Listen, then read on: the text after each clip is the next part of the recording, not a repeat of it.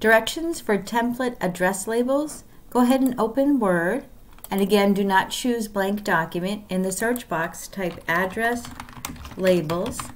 And it's a good idea to pick one that has usually 3 columns of address labels. You have the teddy bears here.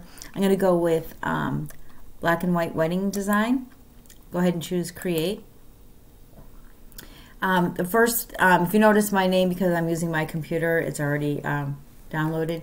I just want to reverse it so that it's my first name first. So I'll select my name and type over it. And then I'm going to select the street address. And once you notice that you've done that, it changed all of them for the correct street address. And I'll just type 123 Main Street.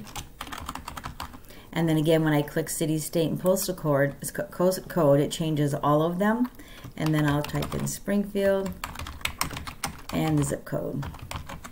And again, I'll click country, USA, and then to get it to do all of them, just click in any cell in the next one, and it changes all of them. And you've created a sheet of labels with all of with your name on every single one of them, and you only had to type it once. So if you were to use Avery label stickers, you would put that into the printer right now and print them off, and you would have a whole sheet of them that you could peel off and put on envelopes. So go ahead and save and submit.